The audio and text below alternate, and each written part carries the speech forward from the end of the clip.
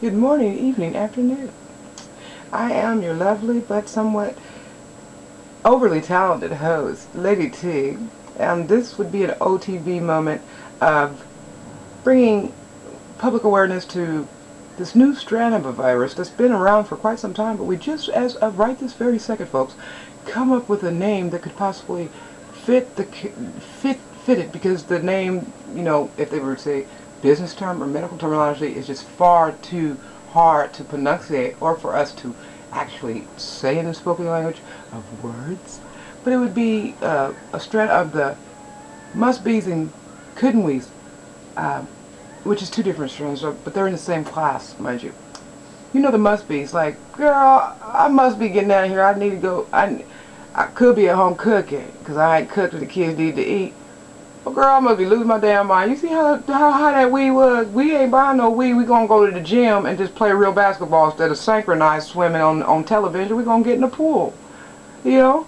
Go to the Y. It's heated. You don't have to worry about being too cold. If, in fact, it's your skin color that makes you not want to really be in the water, when actually what we must be, it should be, could be, we would be doing rather than talking about it. But instead, when we must be getting home to feed the kids because we haven't cooked what we could be already done with, we'll go buy a burger when we have food at home we can cook. Or where we must be losing our damn mind because you see the price of that weed?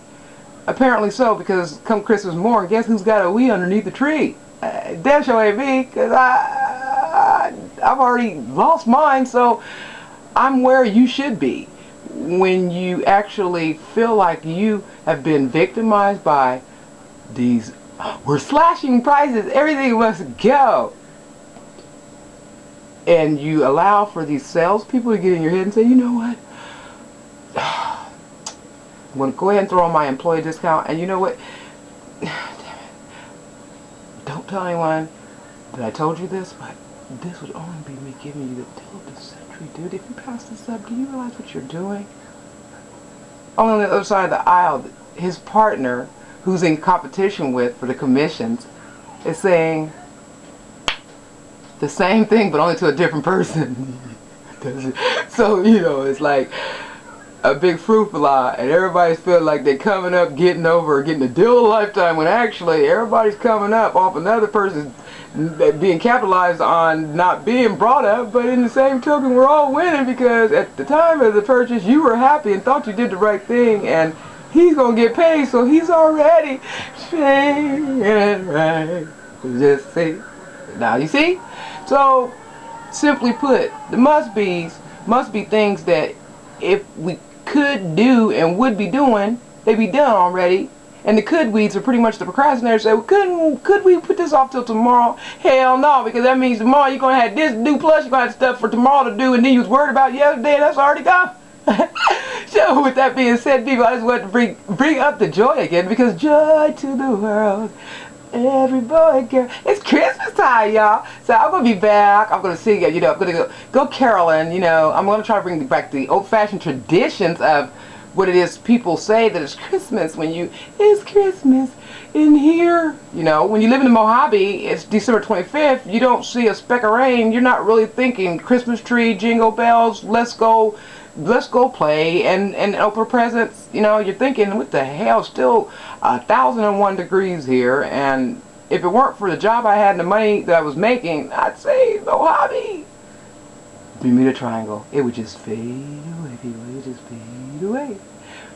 But seeing as how that the Mojave is a desert, and it's actually here near California somewhere, I've never been, but I've heard of it several times, and I'm sure that one day, hopefully soon, I'll cross it or be somewhere near it, because I want to go to Vegas. It's not unusual to be loved by anyone. Would be me. You know what I'm saying? And you know how they say what happens in Vegas stays in Vegas? I would have to beg to differ, even argue that fact, because by the time I made it from Vegas, part of Vegas would be connected to a Wheezy Beezy's caboodle, because Vegas be wanting to make certain that if I did go, I wouldn't be gone for long, and if I was going to be telling, they wanted to tell for me. They videotaped everything.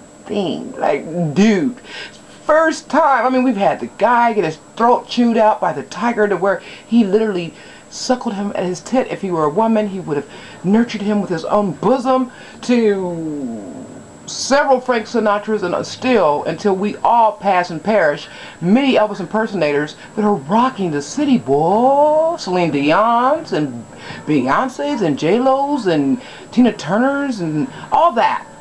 Pick me, because I would so do Vegas that Vegas would never want to be done again. And if so, they would want me to be there to supervise to make certain that it was done right. And only the first time, so they wouldn't have to repeat. But as the one I sit on, that's not today. And if it is, I'll tell you later. I love you. Oh, FBYT, my space, or wherever I've turned this off to, and you all decide that it must be shared as love, peace, and happy holidays to you all. I'm going to give y'all lots of presents. So Merry Christmas or Merry New Year won't suffice this year, because I've been good. I've been real good at being bad when I need to be. So please keep that in mind when you want to be my secret Santa. You ain't got to keep a secret, because I want to know who to hold responsible when I get a crappy gag gift. And if that doesn't help matters anymore, I ain't got no money, so I think the most I'll be able to give you is a Merry Christmas, baby. Merry Christmas. And oh, and a Merry Christmas to you too. But it's all in the spirit of giving, and even if I can't give you anything other than a Merry Christmas, I saved my voice just to make certain that it was just the right tone when you heard it, and it was just the right key from me. I love you. And as always, until next time, I hope my head ain't too big, but even if it is, I was born with a big head, so I'll get over it.